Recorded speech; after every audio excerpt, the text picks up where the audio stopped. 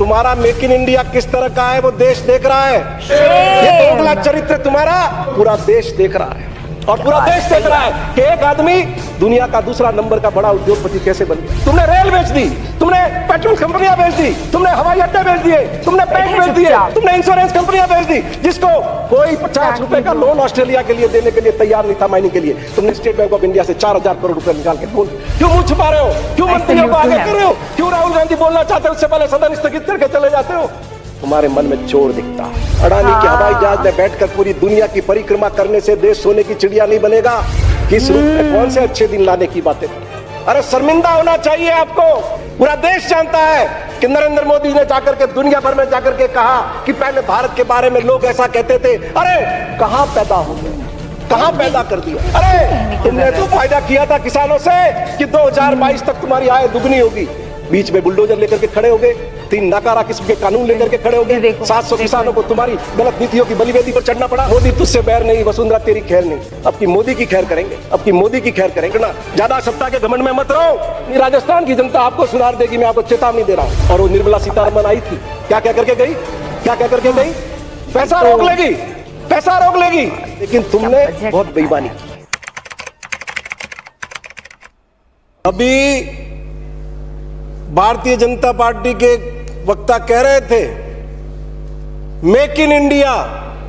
अरे तुम्हारा make in India किस तरह का है वो देश देख रहा है। सरदार पटेल की प्रतिमा बनाने के नाम पर देश के गांव गांव से लोहा एकत्रित करते हो और जिस चाइना की आलोचना करते हो उसी चाइना के पास जाकर के वो प्रतिमा बना करके लाते हो। ये दोगला चरित्र तुम्हारा पूरा देश देख रहा है। और ये किसके बारे में कह रहे थे कि विदेश में जाकर के क्या कह रहे थे? पूरा देश जानता है कि नरेंद्र मोदी ने जाकर के दुनिया भर में जाकर के कहा कि पहले भारत के बारे में लोग ऐसा कहते थे। अरे कहां पैदा हो गए, कहां पैदा कर दिया?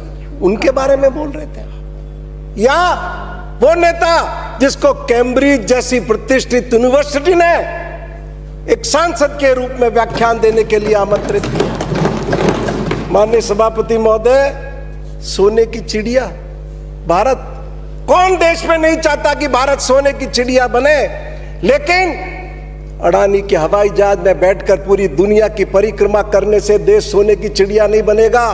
10 साल हो गए नरेंद्र मोदी को सत्ता में आए हुए।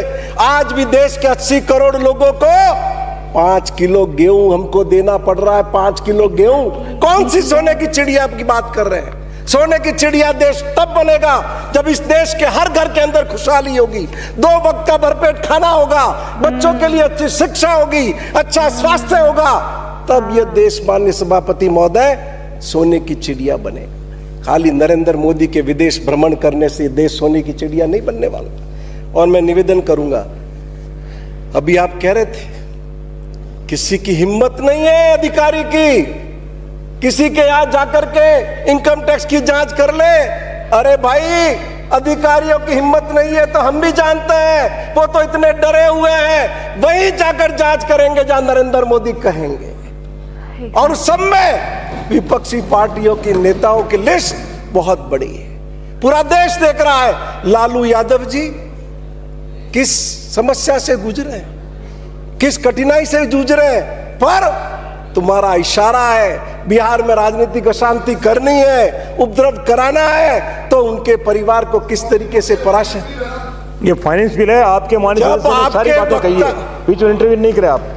ये सारी बातें इस सदन में इसलिए हुई है माननीय सभापति महोदय कि ये नेता विहीन विपक्ष है, नेता विहीन विपक्ष। और इसलिए एप्रोप्रिएशन बिल और फाइनेंस बिल पर बोलने की बजाय आपने पहले जो बातें की है उसका जवाब दूंगा और फिर फाइनेंस बिल पर आऊंगा। माननीय सभापति महोदय, मैं निवेदन करूंगा आपको,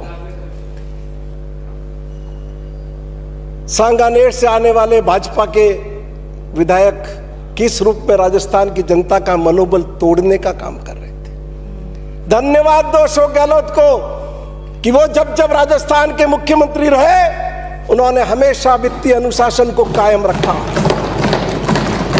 कर्जे को लेकर के राजस्थान की जनता पर जो कर्जा है उसको लेकर के राजस्थान की जनता का मनोबल तोड़ने का काम कर रहे थे। लेकिन मैं आपके माध्यम से निवेदन करूंगा कि जब तक राजस्थान के मुख्यमंत्री अशोक गहलोत है, राजस्थान की जनता को अपना मनोबल कमजोर करने की जरूरत नहीं है। उनके हाथों के अंदर इस प्रदेश का और राजस्थान के 8 करोड़ लोगों का भविष्य पूरी तरह सुरक्षित है। मैं निवेदन करूंगा आपको, कर्जा 2019-20 में 3,52,701 करोड़ कर्जा था। 2021 में बढ़कर 4,10,499.46 करोड़ हुआ। 21-22 में 4,62,845.07 हुआ। 22-23 में 5,16,815.31 करोड़ हुआ और 23-24 में 5,79,781.22 करोड़ हुआ। और माननीय सभापति महोदय, ये जीएसडीपी का कितना परसेंट है? 19-20 35, 20-21 40। और फिर देखिए किस रूप में अशोक गहलोत के वित्तीय अनुशासन ने, कुशल प्रबंधन ने उसको नीचे लाया है। 21-22 में 37.99%, 22-23 में 36.56% और 23-24 में 36.78%। प्रतिपक्ष के उपनेता, ये वार्तालाप तो चलता रहेगा आपका, इस सदन में कभी सुनने का भी काम करिए आप ही की सरकार थी 2005 में, आप ही सरकार के मंत्री होते थे, आप ही FRBM एक्ट लाए थे। क्या कहता उसमें? 2025-26 तक राजकोषीय घाटा कितना होना चाहिए, कर्जा कितना होना चाहिए, डेट कितने % तक कर्जा लाएंगे आप? आपका लक्ष्य था 38.2% 2025-26 तक। लेकिन राजस्थान के वित्त विभाग के अधिकारियों और राजस्थान के मुख्यमंत्री अशोक गहलोत को धन्यवाद दीजिए कि 23-24 के अंदर ही 36.78 पर लिया है। बल्कि ये जो टारगेट आपने दिया उसको 21-22 में भी मुख्यमंत्री अशोक गहलोत ने, माननीय सभापति महोदय, अचीव कर लिया। अभी बात कह रहे थे 3,90,000 करोड़ का बजट और एप्रोप्रिएशन एक्ट में 4,03,000 करोड़। तो माननीय सभापति महोदय, आप भी एक्साइज के मंत्री रहे हो। फाइनेंस के अंदर ग्रॉस और नेट दोनों एक अलग अलग टर्म है। जो 3,90,000 है वो नेट है, 4,03,000 है वो ग्रॉस है। और कभी राजस्थान सरकार के बजट में ऐसा नहीं हुआ कि एप्रोप्रिएशन बिल में और बजट के अंदर फर्क नहीं आया हो, ये हमेशा ही आता है। तो इसलिए इसको इस रूप में नहीं लिया जाना चाहिए कि कोई 10-15 दिन में बड़ा फर्क पड़ गया। एप्रोप्रिएशन बिल पहले ही पेश हो चुका है, ये अलग बात है कि हम आज इसको पारित आज कर रहे हैं। माननीय सभापति महोदय, मैं आपको निवेदन करूंगा, विद्याधर नगर के माननीय सदस्य बैठे हुए हैं, 12वां वित्त आयोग, 13वां वित्त आयोग, 2001 की स्थिति, 2012 की स्थिति, मैं निवेदन करना चाहूंगा आपको, इन्फ्लेशन रेट है 6.95% और 2007 से 2023 तक की आप गणना करेंगे तो कम्युलेटिव इन्फ्लेशन रेट हो गई 193.19%। 2007 के अंदर जो 200 रुपया था वो आज 2023 में वो 200 रुपया 586.38 हो गया। इसलिए 2001 या 12वां वित्त आयोग या 13वां वित्त आयोग, उससे तुलना करके हम जस्टिफाई नहीं कर सकते। और माननीय सभापति महोदय, मैं निवेदन करूंगा, कोई आलोचना का आधार नहीं है। मैंने इनकी नेता वसुंधरा राजे को, जब उन्होंने अपने 5 साल के काम और इस सरकार के 4 साल के काम कुछ को लेकर के ट्वीट किया था, मैंने उनको चुनौती दी हुई है कि राजस्थान के किसी शहर में, किसी जगह, किसी तिथि, किसी समय पर तुम्हारी सरकार के कामकाज और इस सरकार के कामकाज पर चर्चा के लिए बहस रख लेना, सामने आकर के बताएंगे कि तुमने क्या किया और इस सरकार ने क्या। माननीय सभापति महोदय, मैं आपको निवेदन करूंगा, 2021-22 के रेवेन्यू रिसिप्ट रिवाइज एस्टीमेट था 1,89,431.49 करोड़ और एक्चुअल्स क्या है 1,83,920.05%।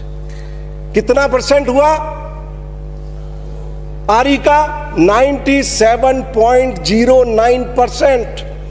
टोटल रिसिप्ट 21-22 की आरई में क्या थी? 3,19,128.69 करोड़। और एक्चुअल्स क्या है? 2,91,438.44 करोड़। कितना परसेंट हुआ? 91.32%। और टोटल एक्सपेंडिचर 21-22 का क्या है? 3,19,094.25 आरई था और एक्चुअल्स क्या है? 2,91,191.0%, 0.02। कितने परसेंट? 91.26%। माननीय सभापति महोदय, 90 से अबोव अगर किसी भी स्टेट का, किसी भी हुकूमत का अचीवमेंट हो, कौन ऐसा होगा जो उसकी आलोचना करेगा? देश के तमाम राज्यों से आप तुलना कर लें, राजस्थान का बजट की पवित्रता जो जनता को समर्पित किया गया, वो पूरे भारत के राज्यों से श्रेष्ठ जगह पर आपको मिलेगी। अब मैं निवेदन करूंगा 22-23 का, वो तो एक्चुअल से, इसका भी एक्चुअल्स के साथ बताऊंगा, 22-23 का भी।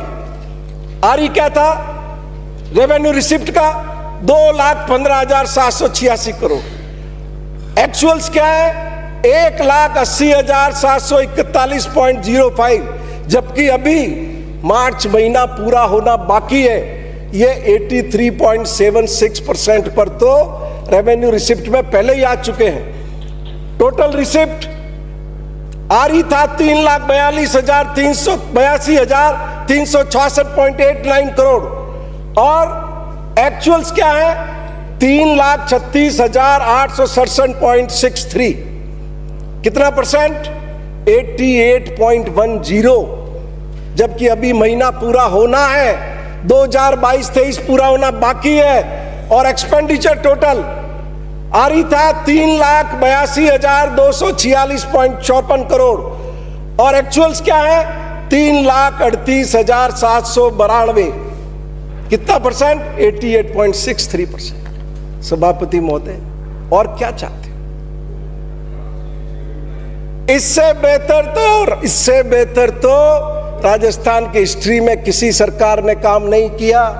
और ये वित्त विभाग के आंकड़े इस बात का